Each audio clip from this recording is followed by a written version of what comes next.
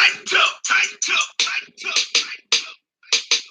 It's a brand new dance and we about to go live. Tighten up, Nashville, rep the 6-1. First you tighten 2 steps, step to the right. Then you tighten 2 steps, step to the left. Blue jerseys everywhere, game face, yeah we got it on. Sticking out our chest, beating on it like it's King Kong. Countdown, 3, 2, 1. It's about to get rough. Here come the train, y'all. Tennessee, tighten up, tighten up. Let's get tightened up. Tighten up, let's get tightened up. Sticking out my chest, beating on it like it's King Kong. Sticking out my chest, beating on it like it's King Kong. Tighten 2 steps, step to the right. Do the tighten 2 steps, step to the left. Sticking out my chest, beating on it like it's King Kong. Sticking out my chest, beating on it like it's King Kong. Okay, alright. Tighten knock your hands all night. Alright, okay. Titans gonna win anyway. First down, come around, we bout to shut them down. We bout to knock them heads, bout to shut them down. Titans fans stand. What's up, everybody? What's up? Good evening, Titan Nation. How's everybody doing? Welcome in to Titans in Truth. I'm your man, Chris, aka Blue Enforcer, and we're going to have some fun this evening. We're going to have a good show on tap for you tonight. And how's everybody doing? I hope everybody doing good. Make sure y'all share this show out. Let everybody know what's going on. It's exactly what I'm doing right now. I am sharing this out. So y'all make sure y'all do the same thing. Make sure y'all share this out to everybody, whether it be on Facebook, whether it be on Instagram, whether it be on Twitter. Let everybody know what's going on. So that way they can they can be a part of this. Just making sure I put this out right. Well, we definitely finna get started in just a minute. We got a lot to talk about. We got, the trade deadline came and went. And then also, of course, there was some news that has been coming out that have been both true and false. And then, of course, we're going to get into talking about the Carolina Panthers. We got a big road game coming up against them on Sunday. Got to go to the Queen City and try to get us a victory. And that's exactly what we definitely going to try to do. So I hope everybody is tuning in. Glad to have everybody with me. We're about to have a really good time. So again, make sure y'all share this out to everybody. Let everybody know that we are live. Let everybody know we are kicking. And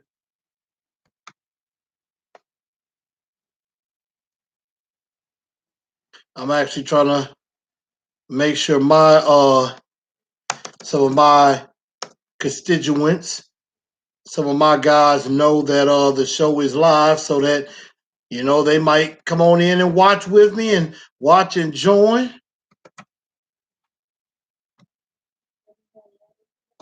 So give me just a minute, y'all. But we are going to have some fun. We're going to have a good time and everything. So I hope everybody doing all right. Y'all let me know how y'all doing this evening. We're going to and make sure y'all give me some questions give me some questions for Pick My Brain, and also your nominees for the Two-Tone Blue Star of the Week and Dunce of the Day. And so I want y'all to definitely interact with me, and I'll try to get to as many comments as I can. I'm going to try not to get to all of them because I know I'm going to try to get through the show as quickly as possible because, hey, wrestling is coming on tonight. So, y'all know I'm a wrestling fan, and I am definitely looking forward to that. So we're going to have some fun. Make sure y'all put that out. I see Minnesota Titans said he made it in for the beginning. I'm glad you're here. James, LaShondra, how y'all doing? Just Me 81, how's it going? Tighten up, Belvis, AZ Mick, the usual culprits are here. Alder, what's up? Tighten up, tighten up. Shout out to Alden Hood and Nimzella Park. That intro I always use. That's their song. Y'all make sure y'all check it out. Tighten up, tighten tough, the Titan two-step.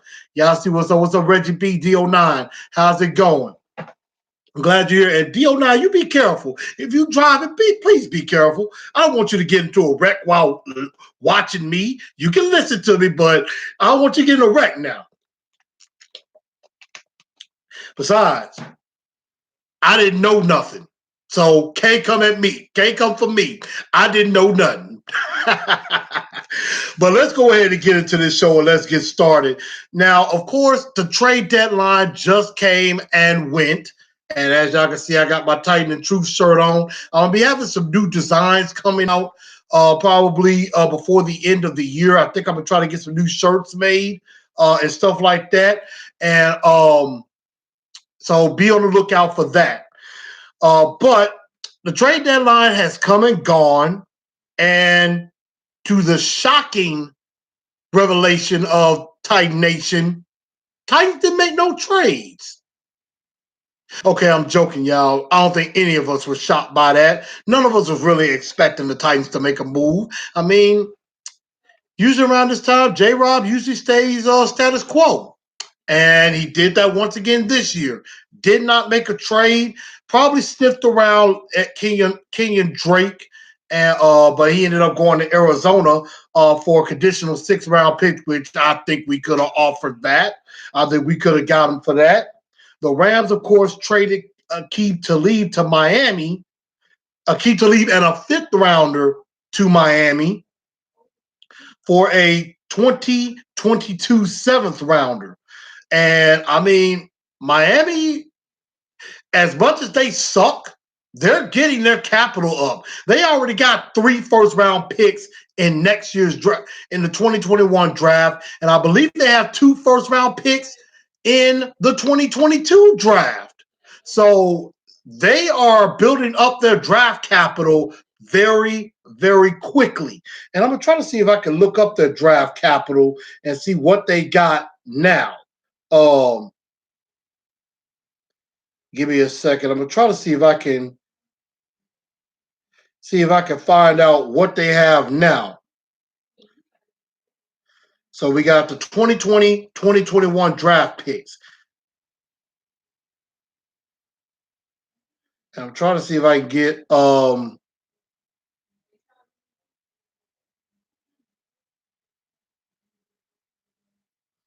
yeah. So right now, Miami has 3 first-round draft picks. They got their own. They got Pittsburgh for Minkah Fitzpatrick, Houston for Laramie Tunsil already. Then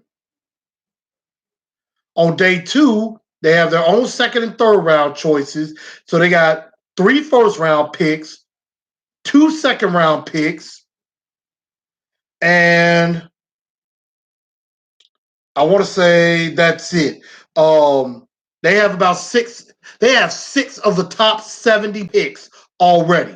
So they got 3 first-rounders, 2 second-rounders. They have their own 3rd-rounder. Then they have, of course, a 4th-rounder from us. They have a 4th-rounder from us. And then they have 3 5th-rounders, 3 6th-rounders, and a 7th. And this doesn't even count compensatory picks. That doesn't even count the compensatory picks that that they possibly will gain as well if they let go of some guys. So as much as we laugh at Miami and they do suck, they got a lot of draft capital. I mean, 6 in the top 70. 6 picks. 3 in the first 32. And then they got 2 more in the 2nd round. So Miami's loaded. Miami is very loaded. Whereas the Titans, we have a 1st, 2nd, 3rd, 5th, 6th, 7th. That's it. Well, yes, we got a 7 because we gave up our 7th-round pick to get Reggie Gilbert, but then we got it back when we traded Taywan Taylor to Cleveland. So say what you want about the Dolphins. They suck, but they got draft capital. The Rams, of course, gave up some first-rounders to get Jalen Ramsey, which may have paid dividends. And, of course, Emmanuel Sanders to the 49ers.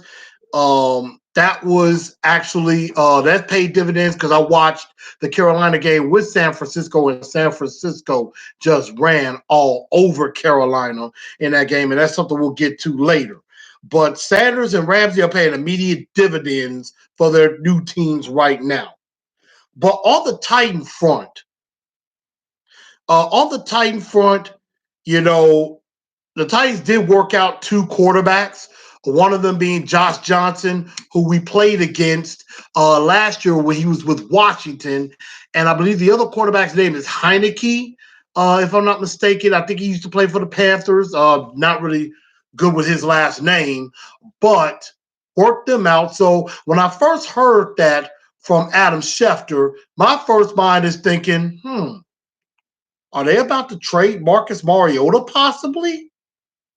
But Terry McCormick of the Titan Insider, who is a Nashville columnist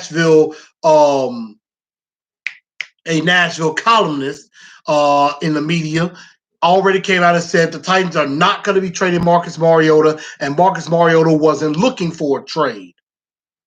And then, of course, there was news that came out from F Word Podcast, F Word Pod, saying that the Titans were about to place Marcus Mariota on IR with an injury that he dealt with since the Patriot preseason game. Now, after that came out, it has been confirmed, first by Paul Kaharski, along with others, and they double-checked the source. That is not true. I saw a few people put that out. I saw a few people kind of copy and put that out saying that, oh God, Titan Marcus going on IR. And that's why you have to check your sources. That is why you always got to check your sources, and you always got to confirm. You cannot always go out on a rumor without confirming said rumor. Not a very good idea at all. Whenever I hear something, or if one of you come to me and say, hey, Chris, I'm hearing, for example, I had a fan come to me and say, I'm hearing chatter that the Bears might be trying to trade for Marcus Mariota. If I'm hearing this, the first thing I do is I check to see if Adam Schefter or Ian Rappaport are reporting that. That's the first thing I do, because those two are the most connected of any national media pundits in the game, especially Adam Schefter, because he has league sources, league officials that talk to him, agents that are talking to him, and he's a little bit faster than Ian Rappaport from what I'm hearing. But Ian Rappaport has those same connections. Those two are at the top of the game. They are the two best. So whenever I hear something coming from one of those two guys, 95 to 99%, I can believe that is correct. They have credibility, and whenever they're putting out something, they have some validity to it. I trust and believe Adam Schefter and Ian Rappaport. Now, not saying they can't get something wrong. I believe it was recently Adam Schefter did get something wrong. He reported something out and came back and said, you know what? I was wrong. I was incorrect. So it can happen. But 95 to 9 times out of 10, when Adam Schefter or Ian Rappaport put something out, it's pretty accurate. Now, after I check about those two, the next thing I do is I text my guy from ESPN, TD, Teron Davenport. He's the next guy I go to. And I will say, hey, I'm hearing this and this. I'm hearing this. People are asking me, do you have any clarity to add to this? Is there some truth to it? And TD might get back to me later that day or the next day. He'll probably let me know if something is true or not. He's a very good source. And if he's telling me something, I make sure it is cool with him before I tell you. Because, again, I am not going to damage his credibility. I'm not going to damage his reputation or am I going to damage my own? Now, we've all been guilty of putting out false information that we thought was true and it wasn't. I did that by accident about 4 years ago when some story came out about Tracy Morgan, the comedian. Somebody put out a fake story talking about that he died or something like that. And of course, I believed it and I didn't check my sources. Come to find out when I checked, and my wife was talking to me on this, and she said, "You better check CNN." Now, if CNN says it, then it's pretty good. It's accurate. But if they're not saying it, you know it's probably something false. So I am guilty of that. But again, I checked Adam Schefter, Ian Rappaport first. Then I hit up my guy TD. I text with him. Now, if I can't get to him, then the next thing I do is hit up my boy Corey Curtis of News 2. He's another guy that I trust as a source. And then, if all else fails, I check with Jim Wyatt. I have contact with all of these guys, and they can usually tell me if something is true or not. Now, I know Jim Wyatt works for the team, so a lot of things that he may be privy to, I won't be privy to. He wouldn't be able to put that out until it's right, until it's fair, that the team is okay with that being out. But Jim Wyatt is an excellent source. I mean, check his stuff out on TitansOnline.com. Excellent stuff. Shout out to all of those guys. So check your sources. Don't just believe something just because somebody put it out. Okay? So that's that on that. Marcus is not on IR. He is not on any injury report. He's still the backup quarterback of the Tennessee Titans. Now, what is true and has been reported out with Adam Schefter in the game is J.J. Watt's out for the year with a torn pectoral muscle. He had surgery on that, I believe, today. And that has ended his season. I believe that is 3 out of the last 4 years, if I'm not mistaken, that he's had some type of injury that has sidelined him for the rest of the year. So, you know, that could help us out. And we're definitely going to find out if it does help us out. But if we don't take advantage of opportunities that are in front of us, it's not going to matter. It is definitely not going to matter. Let me see. I'm going to read a few comments. I'm going to see a few comments. Just Me 81 says, J-Rob never makes a splash. Actually, that's not true. J-Rob has made a lot of splashes. He just doesn't make them in season. He does make some splashes during the off season. I mean, the trade for Tannehill, off season. Some of the draft trades. He traded up twice in the 2019 draft. In the 2018 draft, he traded up not only to get Rashaan Evans, he traded up to get Harold Landry too. Traded up both times. He traded to get Dennis Kelly, and Dennis Kelly has turned out to be terrific. So making, and you know, even though Cam Wake's not just in Houston, that is a pretty big move. You know, got Cam Wake at the time. I'm trying to think of some others. I mean, drafted Jeffrey Simmons. I was not thinking that. That might turn out to have been a great pick, but we're definitely going to find out. But that's just a few.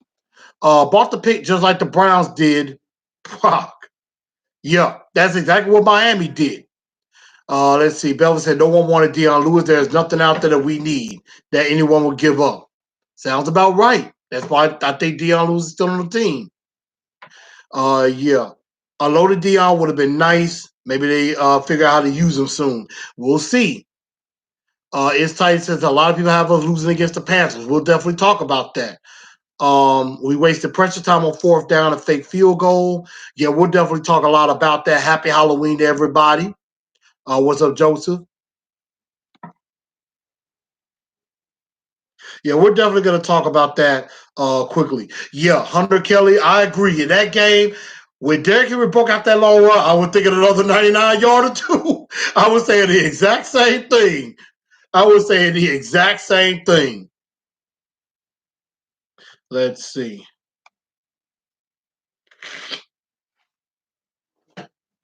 But yes, so that is some of the moves that have been made and some things that have been coming out. Here's some final thoughts about the Bucks, the victory over the Bucks. I think we came back down to earth a little bit. We weren't as efficient offensively as we were against the Chargers. Defensively, we weren't exactly great. I mean, well, Mike Evans basically tortured our secondary, mainly LaShawn Sims. But Logan Ryan has some problems with him. Kevin Byard has some problems with him. Malcolm Butler has some problems with him. But Mike Evans is legit. Mike Evans is a legit top 5 wide receiver and has been for years. O-line messed up as usual, you know. I mean, yeah, they only gave up 3 sacks, but the protection was not as good as it was against the Chargers. And granted, a lot of that was Tampa Bay has a good front with Vita Vea and Dominican Sue, JPP, and Shaquille Barrett. And if you think things are going to get any easier this week, it's not. Because you still got now, you got Gerald McCoy, Dontari Poe, you got Vernon Butler, you got Bruce Irvin, you got Brian Burns, Luke Kuechly. Yeah, Carolina has a good front too. And we're going to have to be prepared to go up against that. Also, Tannehill, he was good, not great, but he did just enough to get us a victory. I know my guy Jared from Jared the GM, Jared Stillman. Shout out to him. Matter of fact, I need to make sure I had shared him on this. I'm actually about to do that. So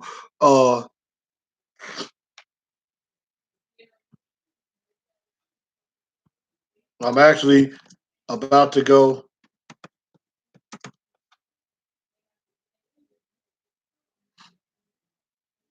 I'll visit see if I got that out to him. But yeah, I mean, Tannehill, like I said, he was good, not necessarily great, but again, did enough to get us a victory. Did enough to get us a win.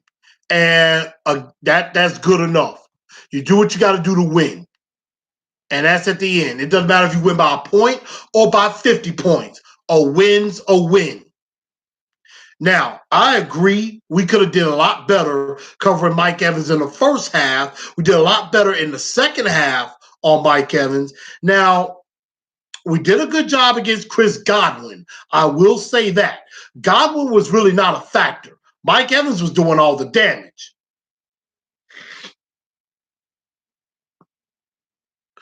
And let's see, Dion said, why it don't seem like the receivers are getting open? That's a very good question, and that's something that I'm going to definitely talk about. We'll definitely talk about that with the receivers not getting open. So that was something that we had to talk about. Of course, also I want to send out my condolences to Ryan Tannehill's father-in-law, to the family. His father-in-law passed away last Wednesday, and I believe they've already had a service recently within the last couple of days. So I know last week preparing for the Buccaneers was probably very hard for him and everything. And maybe that contributed in the game as well. Maybe that was something that, was on his mind. But, Tannehill battled through that and got us to a victory. So, definitely send my prayers and condolences out to the Tannehill family, and to his wife's family as well. I definitely like the video that they had put up with his 2 kids. They were cheering for their father and everything. So I thought that was kind of cute and that was kind of cool. But once again, my deepest sympathy to the family of Ryan Tannehill and his wife, definitely for his father-in-law's passing.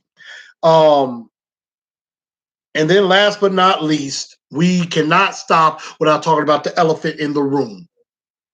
Once again, Mike Vrabel makes another dumb, idiotic decision. We're up 27-23, and we got about maybe around 3.5 minutes to go. And it gets down to about 4th and 2. We're about at the Tampa Bay. I want to say the Tampa Bay.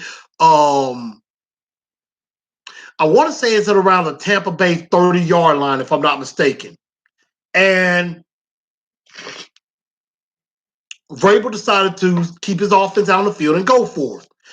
And at first, I was fine with them going for it on 4th down. I'm like, okay, you got your offense out there. Let's go for it. And, of course, once again, as usual, Vrabel is screwing it up, trying to draw them off sides, which has not worked. And I'm thinking, okay, if you see it's not working, at least run a play, have a play ready. And then what do? Waste the timeout, send out the field goal unit. So I'm like, you know what? Okay, they're going to take the points, go for 3. They're going to go ahead and take the points, go up 30-23. Parkey's been doing well all game. He's hit a 51-yarder. He hit a 46-yarder, and he's hit his extra points. Let's just go ahead and take the 3. And Vrabel's dumb, stupid, idiotic tail runs a fake field goal run with Brett Kern. Mind you, Brett Kern is the best punter in the league and one of our best weapons, and tried to run him for the first down. And then Devin White comes from the other side and blasts Brett Kern, nearly decapitating him. And for that, I hated that call anyway. And I know a lot of media will be like, well, not going to blast Vrabel because, hey, we won. I blasted him anyway on Sunday night, if you guys saw my Facebook Live. I blasted him anyway because I thought that was ridiculous, putting our punter at risk like that. He could have got a concussion. He could have gotten seriously hurt. And you're going to put him at risk like that? Because not only this, the field goal kicker is already about 5 yards behind the line of scrimmage to catch the ball and set it up for the kicker. So you're not only asking him to get 5 yards to get back to the line of scrimmage, then he's got to gain the extra 2 yards to get the first down. So essentially, he's got to gain 7 yards to gain the 2 for the first down. That was idiotic. That was ridiculous. And Vrabel has done this in 6 of the 8 games. He has made some stupid, boneheaded call. Against Cleveland, he couldn't screw that up because we were so far ahead. Against Denver, we were playing so terribly, he couldn't make a mistake there either. Only thing he did was pull Marcus for Ryan Tannehill, which might have been the only smart decision he's made so far. But in every other game, he's made some stupid, boneheaded call. Against Indianapolis, wasted all that time just to punt the football, and Santos missed a field goal, which he still should have made. The Buffalo game kept sending Cairo Santos out there while he was missing field goals left and right, and still sent them out there for a 4th field goal, trying to say, well, we're trying to win the game. You were down 14-7. That field goal was only going to get you 14-10. You still have to score a touchdown. Against Jacksonville, going for it on 4th down, you just should take the points, at least get on the board. Atlanta, same thing, going for it on 4th and 6. You take the points, go up by 3 scores. Against the Chargers, not so much going for it on 4th down, but he still should have challenged that. And then Sunday. So something tells me he's going to make another boneheaded call in Carolina.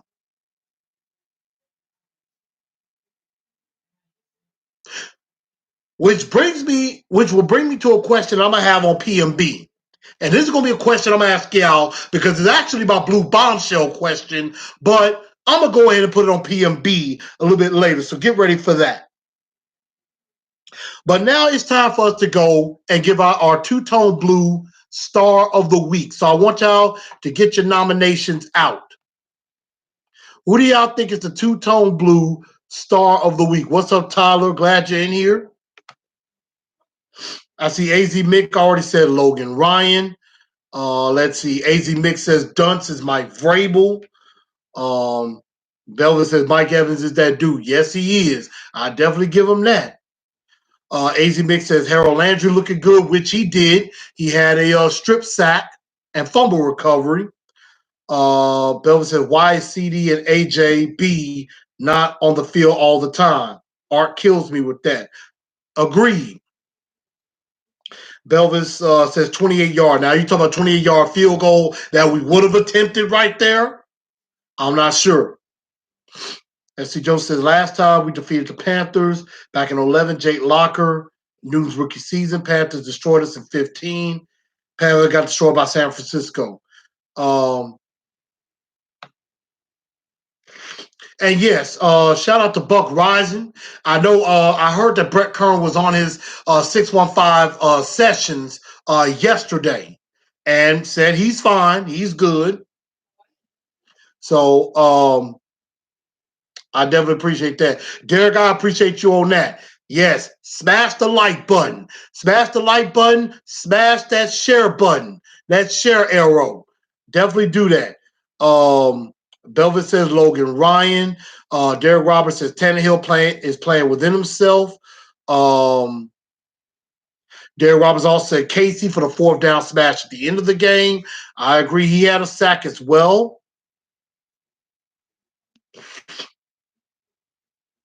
Belvin says Dunce of the day is Vrabel. Hunter Kelly said Jonnu had a good game. Yeah. So there's actually quite a few nominees. I see Jonnu, Logan Ryan, Harold Landry, Jarrell Casey, definitely a good pickup. So I'm going to actually say an honorable mention is going to go to Logan Ryan because Logan Ryan's been solid all year long. He's been making plays all year long. But the two-toe blue star of the week for the first time, I have got to give it to my man Jonnu Smith. Jonnu, 6 catches, 78 yards, and a touchdown. And, within the last 2 games, since Tannehill has been the starter, 9 catches, 142 yards, a touchdown. Because I don't think he scored against the Chargers. No, because Corey Davis scored 1, Tajay scored 1, and Derrick Henry scored 1. So that was 3. And then missed the extra point. That's right. Yeah, because we won that game 23-20. That's right. And he had a field goal. Yeah. Jonnu helped set up a touchdown. But yeah, 9 catches, 142 yards and a touchdown in the last 2 games. It does look like Jonnu is finding himself. But he does have to continue to get better with his blocking. And he's got to quit with the one bonehead play that he always has. Against the Chargers, I think he had like a holding call. And then, of course, he was blocking the guy that caused the interception by getting his hand on Tannehill and causing the interception. This Sunday, the only mistake I think he made was maybe a false start or a holding call. I think it was 1. But other than that, Jonnu has done well. And, Delaney and Derek Delaney was in a walking boot during the game. So they held him out. Vrabel is hoping that he'll practice this week before Carolina. If it's me, I probably will hold Delaney out until the bye week. Maybe the Kansas City game. But we'll definitely see. I would love to see Delaney play. But right now, Jonnu's doing pretty good. Derek, you're right. Jonnu's got to stop with the holding. You're supposed to get inside, and hold your guy. Not out here. Can't do that. They'll call that every time.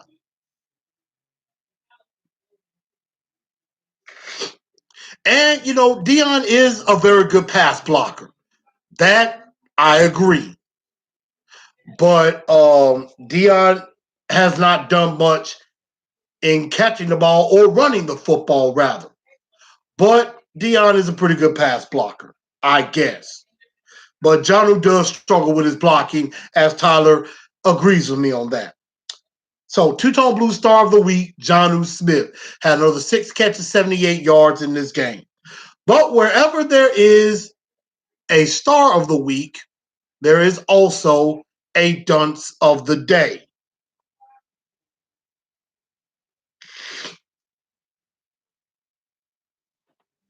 And actually Belvis,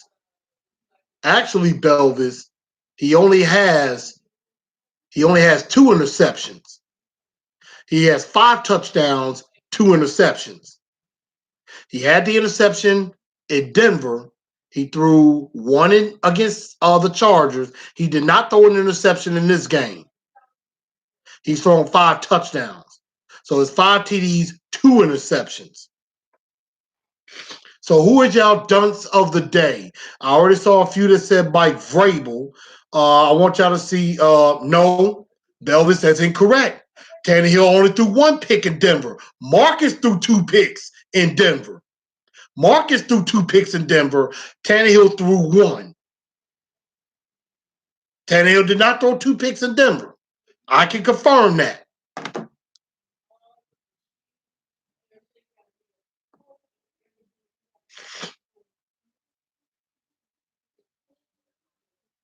And just to be obviously confirmed that 1 pick in Denver. That is absolutely correct.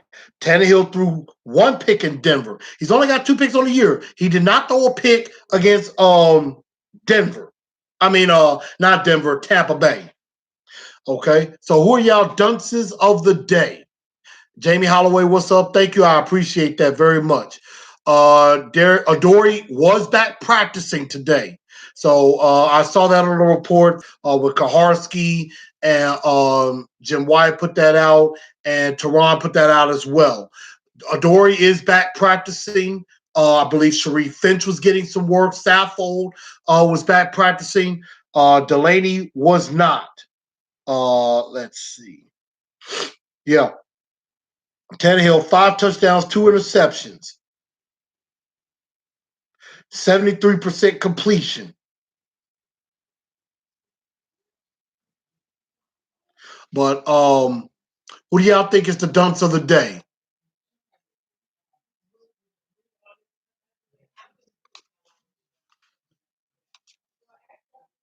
So let's see. I'm just gonna confirm, get some other stuff on who practiced. But I would say I know a lot of y'all said Vrabel. Definitely LaShawn Sims is a nominee. Derrick Henry shouldn't have fumbled that football. So I definitely agree with a couple of those.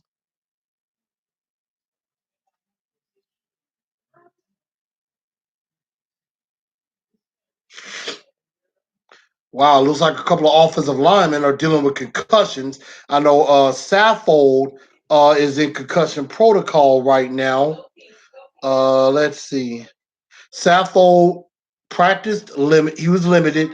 Ben Jones dealing with a concussion. He did not practice. Um, I'm sure Jarrell is getting rest. I hate I can't read all of that. Okay, here's a better look. Yeah. Jarrell did not practice. He's probably getting rest for a shoulder. Ben Jones is in concussion protocol. Delaney, of course, still dealing with the ankle. Malcolm Adoree, Harold Landry, Chris Milton, Cameron Wake were limited, and Sharif Finch, full go. Roger Saffold and Ben Jones are in concussion protocol right now, but Roger Saffold was limited. So that's a good start for him possibly passing protocol and getting back on the field. Um, so I will say our two-tone blue dunce of the day.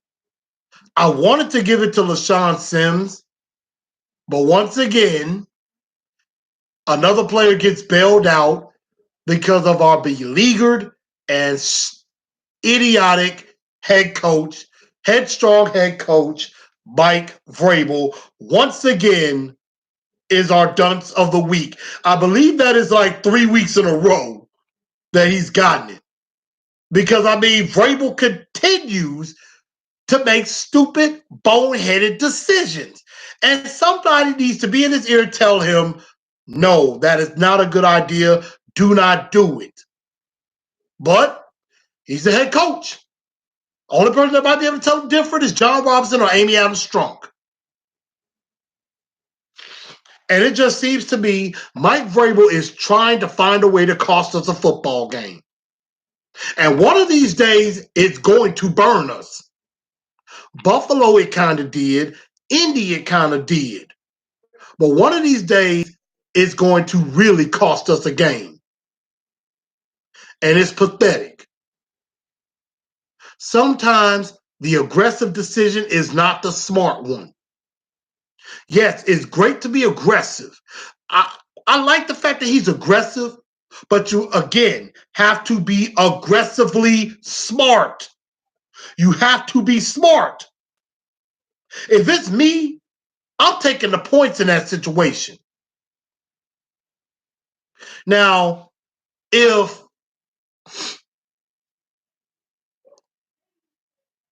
I'm down by 3 and I need to go for it, then yeah, I'm going for it. If I'm out of field goal range, and I'm a little bit too close to punt the football, then you got to go for it. But going for it on fourth down for the sake of it being fourth down is only half the battle. You have to be able to convert that fourth down by making the right choice of play. Fake field goal with Brett Kern, not the right play. If it's 4th and 1 or 4th and inches, quarterback sneak, pretty high percentage play. Or a dive to the running back, pretty high percentage. Or you do a play action and dump it out to your tight end. Would be smart. So, Vrabel is trying to be aggressive, but Crazy Pellet said it best. He's being reckless. Reckless. And that is going to get him beat, and that is going to get him fired if he doesn't stop this. So the dunce of the day is Mike Vrabel once again. But now it is time for us to pick my brain. Pick my brain. This is where y'all get to ask me some questions. And I did get a few off of Facebook, and I'm going to go ahead and get to those in just a bit. But I know I think D09, let's see.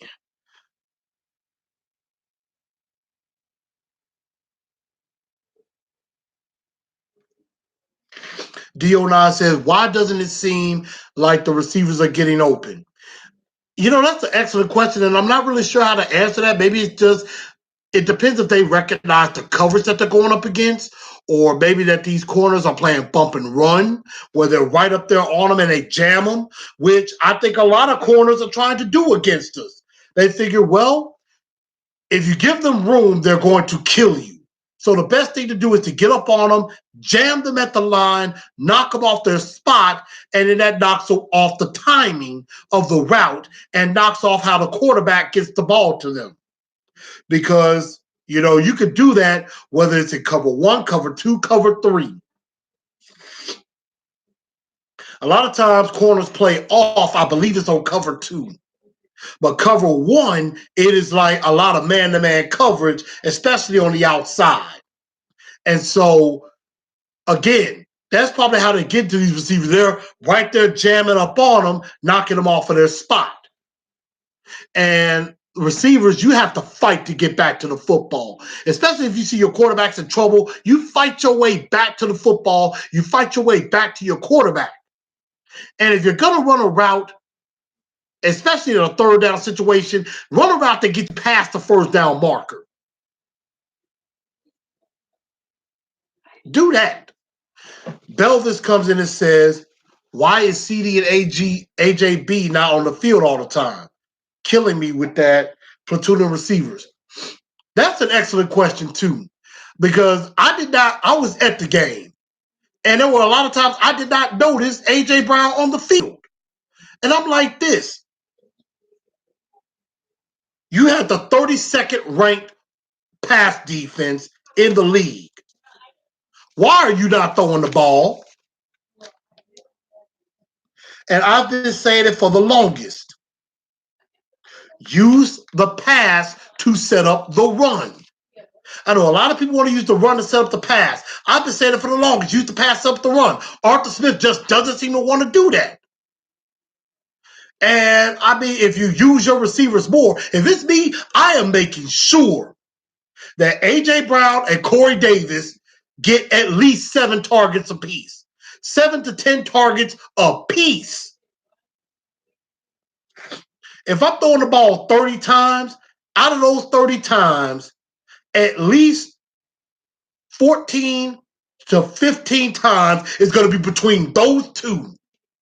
The other may go, maybe 5 more go to Adam Humphries, and then maybe the rest go to the tight end or to the running back.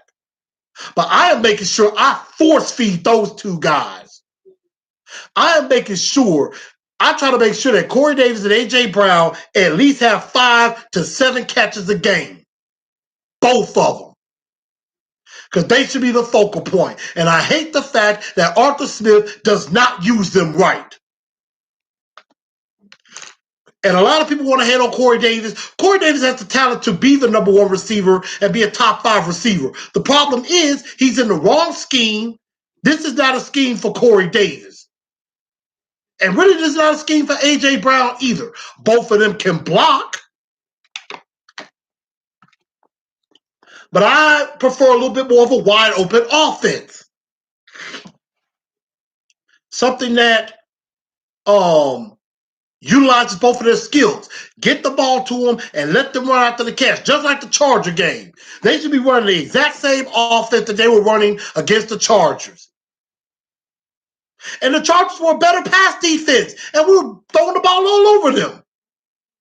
And yet we was trying to prove how macho we were by running the football right into the teeth of the number 1 rush defense. Now, Derrick Henry had 77 yards in that game and should have had over 100 yards rushing if it wasn't for a holding call. Because if that wasn't for that holding call, it negated a gain of 42 yards, which would have put him well over 100 yards rushing. So Derrick Henry really, against that Tampa Bay defense, had 119 yards rushing. But that 42-yard run got called back.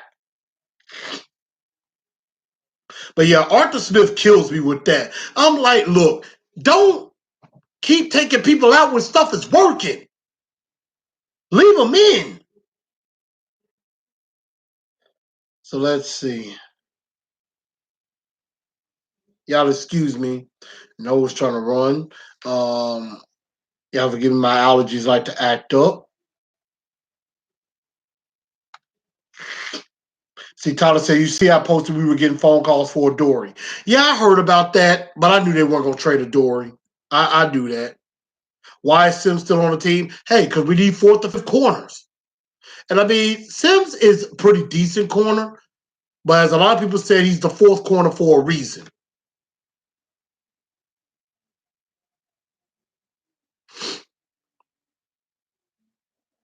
Let's see.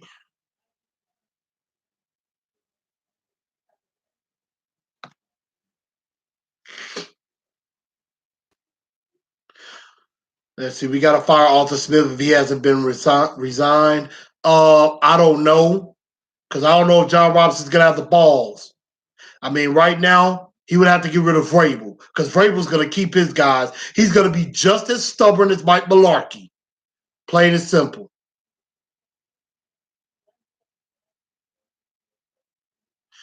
Jeremy McNichols balling out for some other team right now. That's a good question. What team is he on? I mean, honestly, I thought we should have kept him instead of Dalen Dawkins. Let's see. I know I got some questions on the Blue Enforcers page, which I'm about to get to. And then we're going to get to talking about the Carolina Panthers before we end the show. But here's my question on Pick My Brain. And this time I want y'all to comment for me on. Humphreys is a possession receiver. They're not using any of the receivers right. And when stuff like this is going on, you can't use Marcus Mariota as a scapegoat. Not anymore.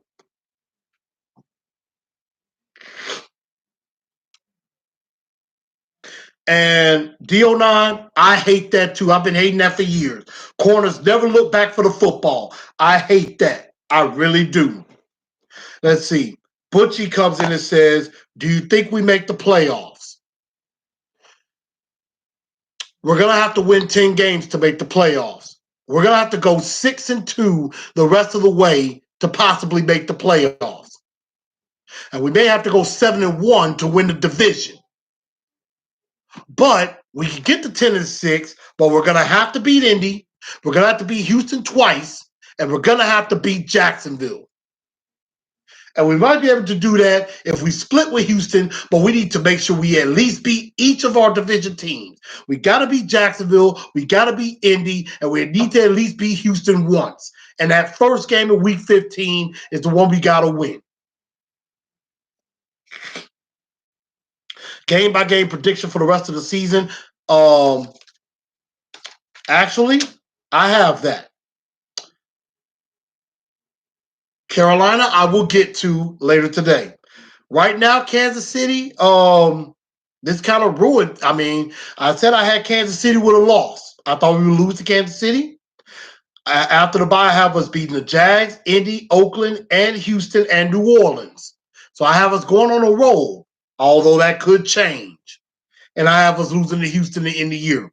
I have us finishing 11-5. Don't think we're going to get there, though.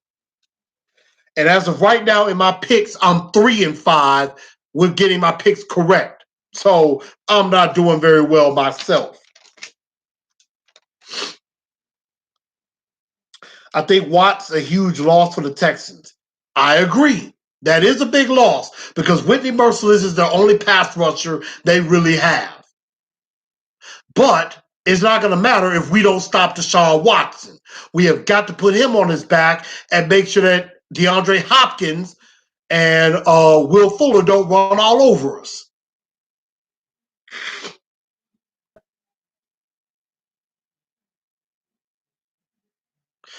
And there, I disagree. I think Adoree has ball skills. I think he relies too much on his athletic ability instead of just using his technique and fundamentals and just play the position. That's what Adoree needs to do. I mean, I think Adoree has done better since he's no longer returning punts. He can focus.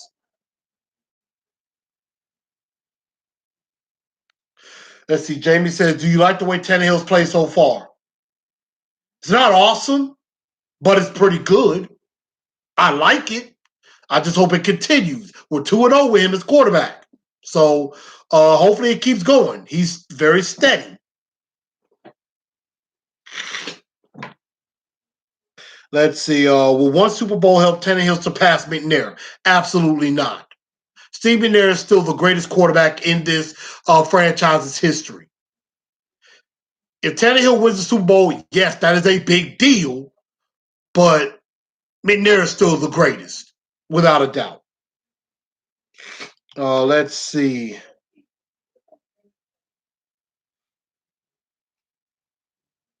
Of course, Tyler, my prayers go out to you. Hopefully, you have your speedy recovery. And let's see. Tyler, of course, has his big load of questions, and I'm going to try to get through these as quick as I can. Tom Brady noise. Is the media making this up or fans? Right now, Adam Schefter has come out and said, that Tom Brady put his house for sale. His trainer put his house for sale. I talked about it last week. Stephen A. Smith thinks the Titans could be a team that Brady goes to. I don't know if he'll do it.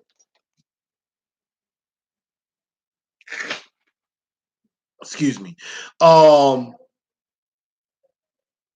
you know, um, I could. I mean, like I said last week, I would feel intrigued, and it would be intriguing and agonizing at the same time, because a lot of you know how much I do not like Tom Brady, but that's the media doing that. Adam Schefter has talked about that. So that's where that's coming from. Two, let's see, how much would it cost? If it means he takes a sack, is it just going to turn into dust? I don't know. It will cost quite a bit. Early prediction on Pro Bowl. If you see who's a lock, who's making their way. Brett Kern, I think, is going to be there. I think Kevin Byard could make it.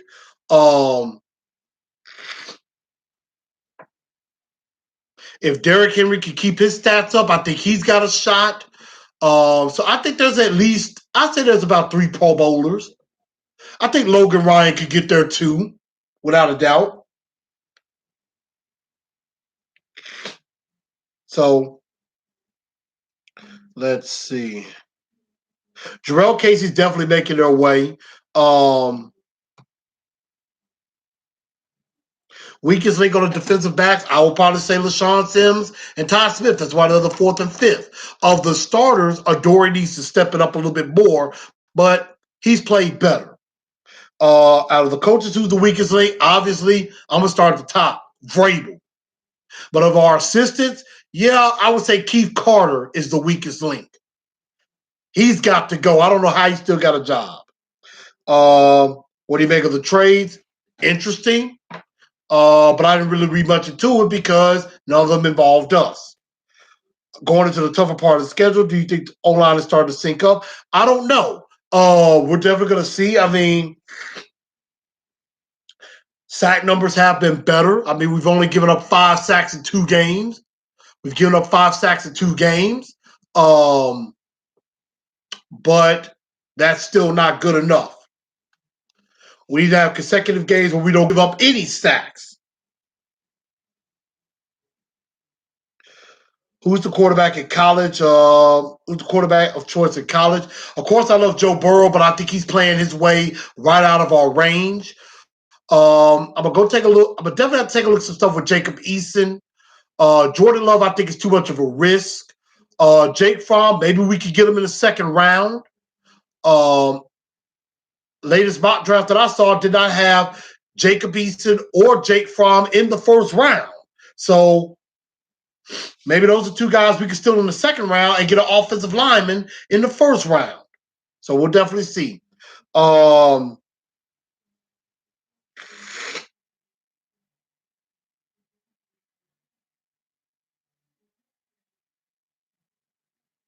And Joseph, I know you said your stars of the week: Casey, Butler, Ryan, Sims. Definitely some good ones. So I definitely like that. The officiating was terrible. The refs are always a dunce. And yeah, Derrick Henry shouldn't have not fumbled that football. So I do agree with that. Let's see. I got room for maybe one more question. Yeah, Anthony Hayes, I did see that. Definitely rest in peace to John Witherspoon, a.k.a. Pops, a.k.a. Craig's pappy. You know, be like, you win some, you lose some, but you live to fight another day.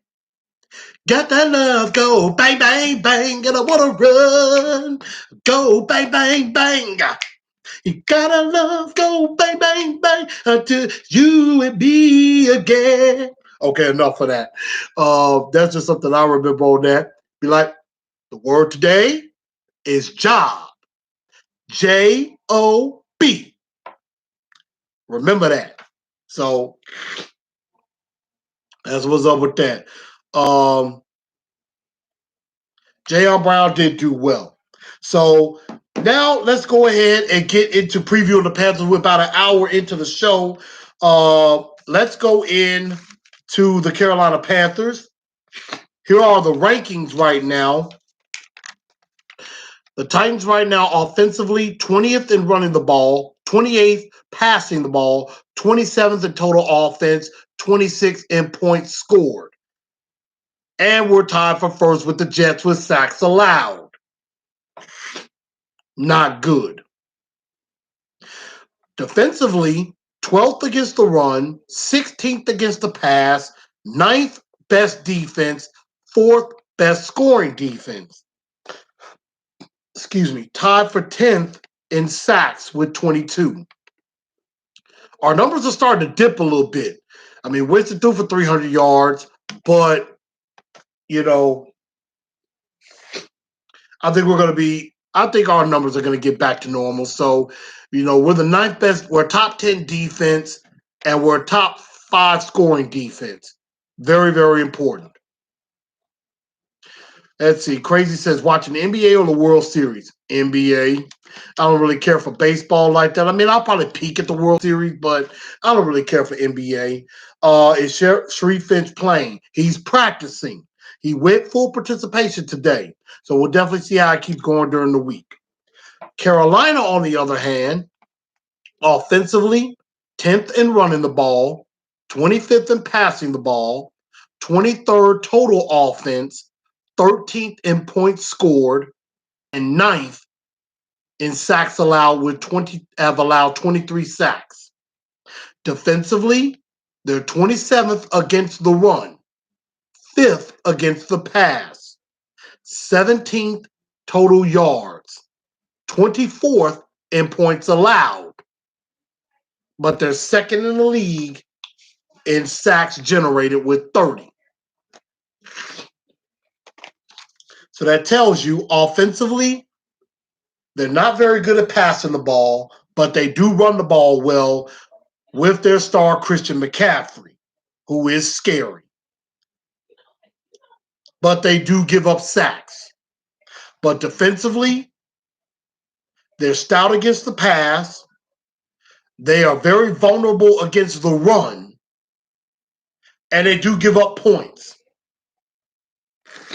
But they have one of the best pass rushes in the league. Kyle Allen is going to go for the Panthers against us. Christian McCaffrey is going to be a major problem. Christian McCaffrey, once again, is going to be a major problem.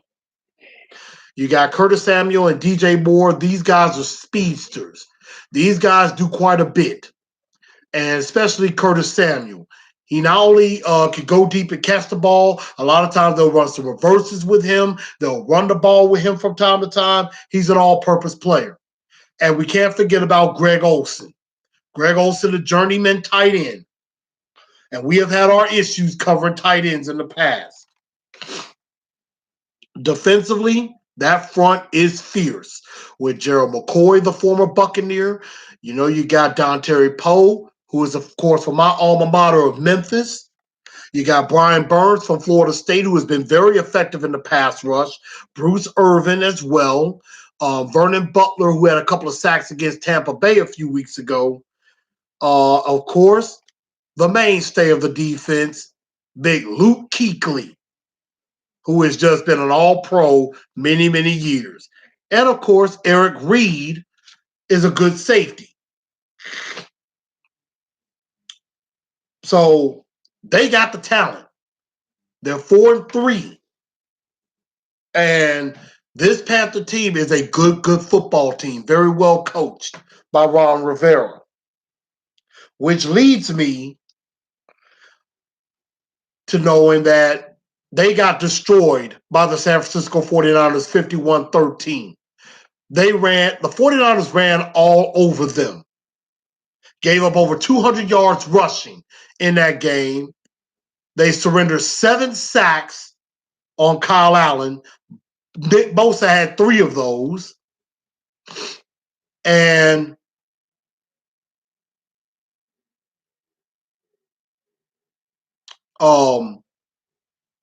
I think they only sacked Jimmy Garoppolo once. But, basically, if we're running downhill, we may have an advantage. Definitely. And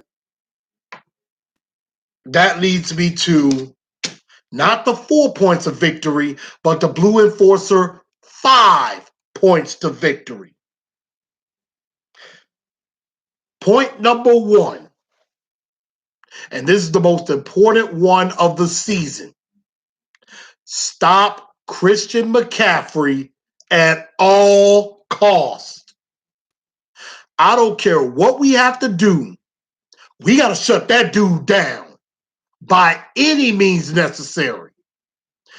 Now, what I think we should do is Jayon Brown at times need to spy. We need to have a spy that just watches Christian McCaffrey everywhere he goes. Whether that could be Jayon Brown, whether that could be Logan Ryan or another corner, or at times it could be a third safety like Amani Hooker. The only problem I have with another safety or another corner is that you could leave vulnerability against Greg Olsen. And Greg Olsen, is a good tight end, has been a very good tight end over the years, and we've had our issues against the tight end. But I would say there's a spy. We need to spy Christian McCaffrey because he can run well between the tackles. He can run very well between the tackles and get into the second and third level very easily. And he can catch the ball better than a lot of running backs and a lot of receivers too out of the backfield. He can run routes. So Christian McCaffrey is by far the most dangerous weapon that we have faced all year. By far. And we're about to face some dangerous weapons. Christian McCaffrey, he is our first, second, third, fourth, and fifth concern. Christian McCaffrey has to be stopped first and foremost. If nobody else, make sure Christian McCaffrey doesn't have a field day.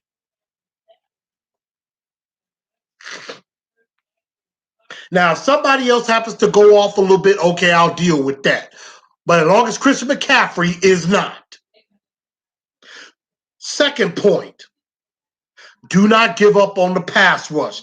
Keep getting after Kyle Allen. The sacks are there. There's an opportunity for sacks. Their offensive line is not very good. They've already surrendered 23 sacks on the year, and they gave up 7 of those sacks to San Francisco. So this could be a good game for Harold Landry, and blocking Jeffrey Simmons could be very difficult for them. Number 3, they had trouble with the screen game. I mean, the 49ers used a lot of screens on them. So the screen game could be to our advantage if we do it creatively, which I don't know if Arthur Smith is able to do that, but yeah, they used quite a few screens. They were getting a lot of yards on. I think Telvin Coleman scored off of a screen. They scored off of 2 screens, actually.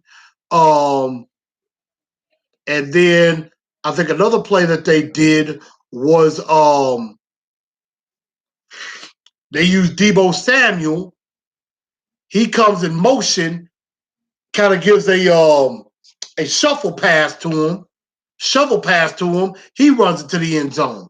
So Carolina had a lot of problem with motion, with the motions kind of changing up the look of the offense, and the screen game was an issue for the Panthers in this game.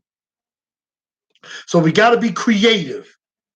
We got to be patient with the blocks. We have to be patient, take what they give them. Execution is going to be very key in this football game.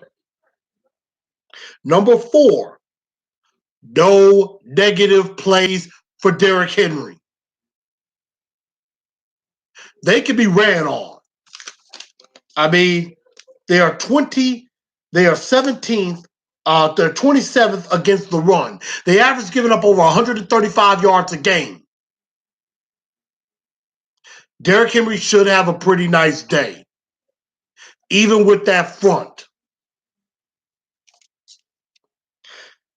And here's the fifth point. And this is something that one of the commentators, as I was watching this game, brought up. Pounce on special teams mistakes. They said, they were talking about it. Special teams and the return game has been an issue for the Carolina Panthers. They nearly fumbled a couple of times on the kickoff. So that's going to be very important for our coverage teams. If there's a chance to recover a fumble, get down there and get that football. They may fumble a couple of times. And we have one of the best punters in the league who could help with that. So special teams is going to be very, very important. Now, and Derek, you're right. Their defensive line is nasty, but I think we could take them. Let's see. Rizzo says the whole team needs to spy him. I mean, I think everybody needs to keep an eye, but you got to take care of your responsibility. Whoever responsibility is for Christian McCaffrey is their responsibility. Coaches have always said this, and my high school coach says this. You do your job first. Don't try to do somebody else's job. You take care of your job first, then you try to go help somebody else. So that's what you have to do. Pass blocking is going to be very important. I agree. Like I said, McCoy, Dontari Poe, those are some big guys up front. And you notice how we had trouble with Vita Vea and Dominic Sue, Jason Pierre-Paul, and Shaq Barrett last week. We're facing a better pass rush this week. And Luke Kuechly is excellent in coverage. So Jonnu may have his hands full. Or if Delaney Walker comes back. Now, as far as my prediction, because I did not give this prediction when I was talking about the other ones. I think we go to Carolina and get the job done. It will not be easy. It's going to be a very tough game on the road.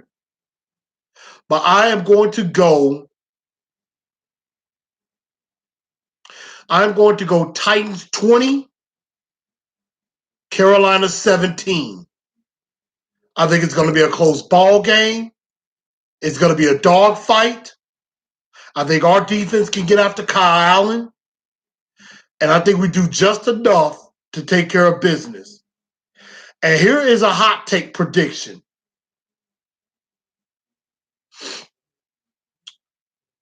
I don't think Christian McCaffrey gets 100 yards in either category. I think he may get over 100 yards all purpose, but he will not rush for 100 yards. He will not receive for 100 yards. He might get about 40, 50 yards on each side.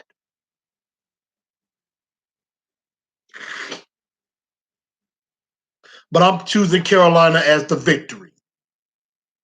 I'm choosing us to beat Carolina 20-17. Now, to close out the show tonight, I wanted to ask y'all a question, and I brought this up on my Facebook Live. With Vrabel making so many boneheaded decisions, here's my question for y'all. Does Mike Vrabel rely on the defense too much? Does he have too much faith in the defense? Because a lot of times he makes these boneheaded decisions. He leaves his defense in bad situations or puts their backs against the wall to where they got to make a big stop, or make sure the offense doesn't have a long drive or anything like that. So here's the question. Does Mike Vrabel depend too much on the defense? And I want to get y'all thoughts of that. Darren Robinson says, I am always scared betting to win for the Titans. Gotta believe. And I'm going by my predictions throughout the season. Anthony says, this may be the game we see Marcus back if they don't protect. I don't hope nothing bad on 17. Everybody, y'all have got to stop this. Stop wanting Marcus Mariota back in. The only way that that's going to happen is if Tannehill gets hurt. And we do not need to wish that Tannehill get hurt. Anthony, I'm not saying that's what you're saying, but I know there's a lot of crazy fans out there that are wishing for Tannehill to be hurt just so Marcus can go back in and try to save the day.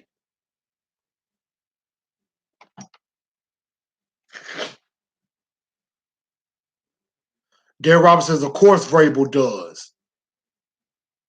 Anthony, I read what you said. Again, I know what you're saying. I know you're not wishing ill will. And I know you're thinking if he gets hurt, Marcus goes back in. And I agree with you. They do have to protect. So, Anthony, I hear what you're saying. We hear. We hear. They do have to protect because they got some beasts up front. But to me, yes. I do think Vrabel does rely a little bit too much on the defense. I think he feels that no matter what mistake he makes, he thinks his defense can get him out of it. But you have to be smart with it because you do not want to be putting your defense back out there and they may be tired or not able to make that stop. Because they almost didn't make that stop against the Chargers, but they did. They took care of business. They did what they had to do. But you don't want to put that risk on your defense all the time. You cannot keep putting them in bad situations. Sometimes you got to trust your offense. And the O-line does have to protect. The O-line got to do their job. Hopefully Ben Jones and Roger Saffold are back.